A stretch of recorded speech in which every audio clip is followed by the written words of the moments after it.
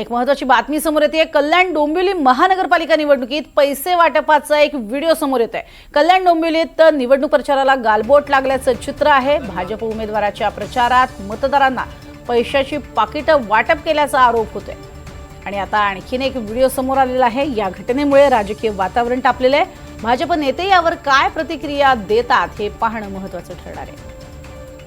इथे आता नागरिकच स्वतः आम्हाला बोलवून इथे सांगतायत, कारण ते पण आता खूप घाबरलेले अवस्थेमध्ये आहेत। हे बघा, अशा प्रकारे हा पैसा इथे वाटला जातोय। हे खोला मैडम। हाँ, ये नाम पढ़ सकते हो? क्या नाम है ये? किसने पैसे दिए आप बता सकते हो? बताओ, आप डरिए ना, बताओ। मुझे नहीं पता, ऊपर रहते थे पहले, मगर उसका नाम नहीं मालूम। हमारे बिल्डिंग में रहते। लेकिन ये किस पक्ष का है ये चिन्ह? ये कोमल का है। कमल मतलब कौन सा पक्ष मालूम है? बीजेपी। बरोबर। तर अशा प्रकारे इथे नाव घ्यायला पण नागरिक, म्हणजे बघा इथे कसं करून ठेवलंय, पैसाही वाटायचा आहे आणि शिवाय नागरिकांच्या मनावर अशा प्रकारे। आणि या संदर्भात अधिक माहिती घेणार आहोत। ऋतिक गणकवार आमचे प्रतिनिधी आपल्या सोबत आहेत। ऋतिक, अतिशय धक्कादायक हा असा प्रकार आहे, काय या संदर्भात तक्रार करण्यात आलेली आहे आणि आयोग याबद्दल काही दखल घेणार आहे का? नक्कीच आपण एकंदरीत बघतोय की निवडणुकीचा प्रचार जो आहे तो आता शेवटच्या टप्प्यात आलेला आहे आणि अशाच असे प्रकार जे आहेत ते समोर येत असल्याचं आपल्याला पाहायला मिळतंय। डोंबिवली मधला प्रभाग क्रमांक 29 मध्ये हा धक्कादायक प्रकार घडलेला आहे।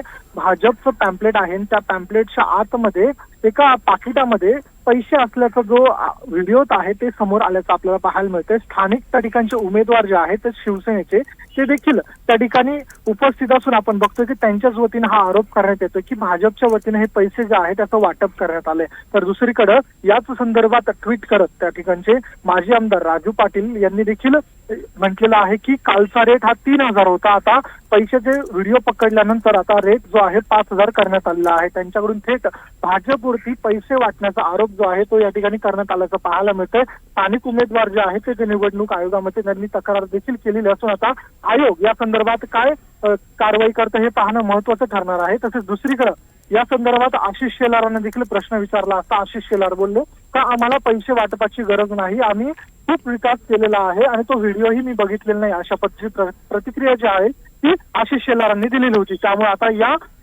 या प्रकरणामध्ये नेमकी काय सत्यता आहे याचा तपास जो आहे तो निवडणूक आयोग करेल। नक्कीच, तुर्तास धन्यवाद या संपूर्ण माहितीसाठी। तर नेमकी नागरिकांनी या संदर्भात काय प्रतिक्रिया दिली तीही पाहूयात।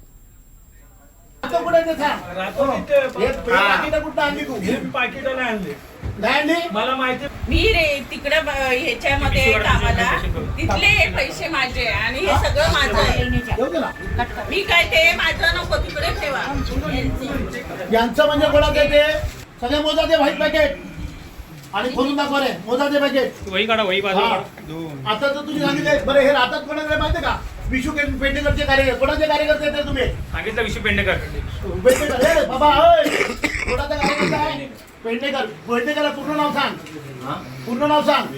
विशू पेंडेकर। आता कुठे ते सांग, कुठं आणली तू?